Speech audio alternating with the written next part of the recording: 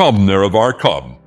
I was quite surprised that the Oblivion Remaster came with all the available DLC, including the very minor ones.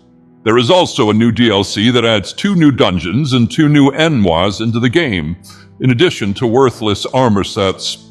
Without further delay, let us look at the Oblivion Remastered DLCs. We begin with the Shivering Isles, the land of that false god of madness, Sheogorath.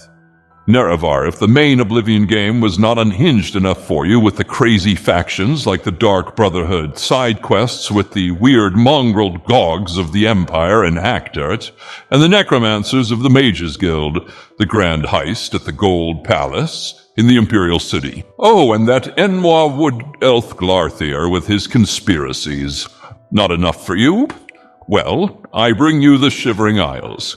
Dark seducers, golden saints, ghostly enmois fighting wars, mushrooms just like in Morrowind, unhinged enmois roaming the land, each one of them has their quirk. If one false god is enough, how about 2 false gods? 2 crazy Bosmer? A chamberlain that shares my glorious voice? And the cheese is to die for. Nerevar, there is so much happening on the Shivering Isles, it's insane. No, literally, it is absolute madness and off its rocker. The hero of Kvatch even mantles the false god Sheogorath himself. But I am getting ahead of myself. These islands are an insane asylum They are not an insane asylum. They're a mental health retreat. Permanently. Yes, well, be that as it may, it is what we all ended up in while waiting for the release of the Oblivion Remaster. Generally, other than the graphics, nothing much has changed, and there weren't too many bugs, but there were a lot. You know what I mean, Nerevar. If you haven't had enough of mantling crazy and absolutely unhinged enmois voiced by the same guy, well, I bring you the Knights of the Nine DLC for Oblivion Remastered. The hero of Kvatch becomes the incarnation of the Divine Crusader after listening to some stupid prophecy from a mongrel dog prophet praising the false gods. You go on some fetch quest, getting the relics of Pelennor Whitestrait, the annoying Elfinator that wants to eliminate all Myr, or Knife Ears, as he calls us. That enmois is absolutely annoying and does not honor the 6th house and the tribe unmourned. Anywho, ghostly knights send the hero of Kvatch to fetch different relics from different dungeons, full of puzzles that might bug out at any second and softlock you from the game. There is also that one useless nature trial with that hippie false god Kinnereth, and stamina-sucking gauntlets in the Choral Chapel. While all of that is being done, enmois gather at the Priory of the Nine to join the Order of the Nine. Finally, once all the relics of the Divine Crusader and the Avengers are assembled, time comes to fight Umaril the Unfeathered, as well as his Aurorans. Now, Nerevar, while fighting one Umaril is not that big of a challenge, what happens if you have to fight 2? 2 Umarils, Nerevar. Tumarils, if you will. Well, that's what the hero of Kvatch has to deal with. We move on to Frostcrag Spire, or the Wizard's Tower. Nerevar, if you want to have overpowered spells and go on a power trip like a god, this is the place for you. It has an alchemy garden, an altar for enchanting, an altar for spell-making, and an altar for making permanent Atronach followers. You also have teleportation pads to every mage's guild for added convenience. There is even a vault with a bunch of imp guards.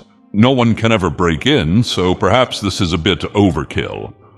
Of course, you have to pay a pretty septum for all the new additions, but overall the reward is immeasurable. Speaking of a pretty septum, back in the day, in the year of your false god 2006, do you know what you could buy for 2 American septums, also known as dollars? 2 American septums? Not a lot, to be honest, really, but why would you choose to buy Oblivion Horse Armor? Oblivion Horse Armor, Nerevar? Really? Even the remastered version does not look that impressive. It just does not honor the 6th house and the tribe unmourned. If you are enjoying this sermon and would like to see more like it, don't forget to raise your thumbs, subscribe to my sermons, and write on the parchment down below which DLC for Oblivion Remastered you prefer, and what DLC would you like to see developed? Because those lazy enmois can develop new DLC, they just won't. If you are feeling particularly evil, Nerevar, you can get the Vile Lair DLC, also known as Deepscorn Hollow. We discussed this place in a previous sermon. Well, there was this Ultima Vampire Enoir named Lord Graven Blenvith, and he betrayed the Dark Brotherhood by creating a splinter faction called the Crimson Scars, who were all vampires. He attempted to infect the other Dark Brotherhood members, but was ultimately betrayed by another member of the Crimson Scars. He tried to reform this order in Deepscorn Hollow in the Third Era, but failed, which the hero of Kvatch later discovers. There are multiple upgrades that can be made to this place, including enlisting a dark minion, a vampire coffin to sleep in, the Ichor of Sithis, and many other things. But the biggest saving grace of this place is that it has a font that heals you from vampirism, and lets you bypass the stupid Cure for Vampirism quest. Nerevar, that one is extremely bugged. Nerevar, do you feel your kleptomania is getting out of control? Well, the Thieves Guild DLC is just for you. Dunbarrow Cave, the pinnacle of naval incompetence and pirate cosplay. Tucked so delicately under Anvil's armpit, you'd think the guards were trying not to notice. Truly a hidden haven for sea-stained scum and morally flexible individuals with names like Mulin the Mongrel or Kafiz. May their pathfinding AI rest in peace. A cave-turned-pirate cove turned expensive real estate opportunities sold to you by the same imperial bureaucrats who tax the air you exhale. You pay good septums for a moldy cave, a sunken ship that leaks hope, and a crew that couldn't navigate a straight canal without being complete en-laws. You also get a pet warthog named Bacon, so I guess it has that going for it. If being a thief or a vampire assassin does not honor the Sixth House and the Tribe Unmourned, how about I offer you the Fighter's Stronghold DLC, known as Battlehorn Castle. This is a very generic castle, with Enoir mongrel dog and half-breed Breton architecture, though it apparently belonged to a Red Guard order. It has your usual bedrooms, barracks, dining area, and Dwemer Forge, if you would believe it, along with other useless stuff. One of the more interesting features is you are able to make a trophy hall with statues of various types of creatures you have slain. And of course, you get an endless supply of volunteer meat shields with the men-at-arms. While they're only of limited use, you can never have too many meat shields. And to move on... Oh, I see. There's also a secret to this castle involving a character from Daggerfall known as Lord Kane and the unique artifacts he possesses. So perhaps there's more to this generic-looking abode than meets the eye. Tell me, Nerevar, did it ever bother you that all Daedric princes had their artifacts available except for one? Because Mehrunes Dagon is the main antagonist of the Mongrel Dog game, he doesn't really have a shrine outside the Mythic Dawn. Anywho, the hero of Kvatch has to venture into a convoluted dungeon of Sundercliff Watch, an alien ruin of Varsa Balim, to face a Talvani mage Frathin Drothin. He is gathering an army there. What kind of army, you ask? The Drothmeri army, of course. The army is primarily made up of Dunmer mercenaries, criminals, and rebels who wish to see the Empire overthrown, which frankly honors the Sixth House and the Tribe Unmourned the most in this Forsaken game that doesn't even have a single mention of me, Dagoth Ur.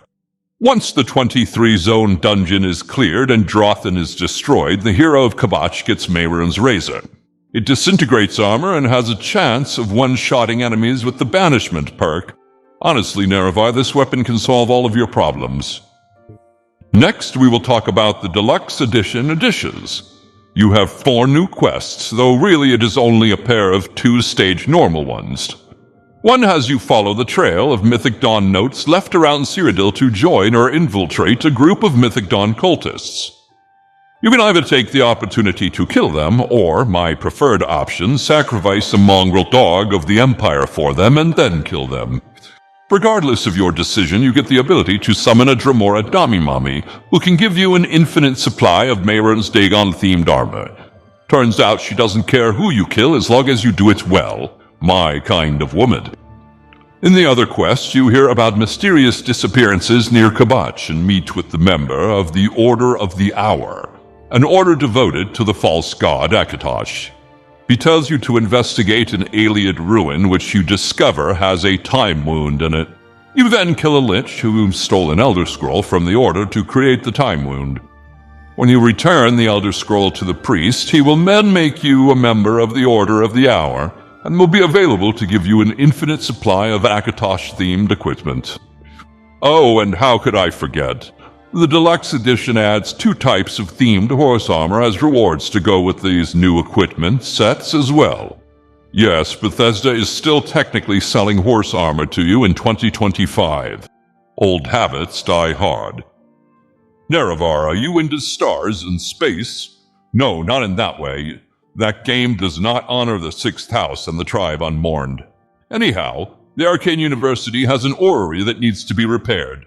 It uses dwarven mechanisms in order to operate. Honestly, it's just an overglorified fetch quest. The rewards are blessings of the planets and moons that temporarily improve some attributes while draining others. Read your horoscopes carefully, Nerevar. Don't forget to raise your thumbs and subscribe to my sermons as well. I would like to thank all members and patrons for supporting my work.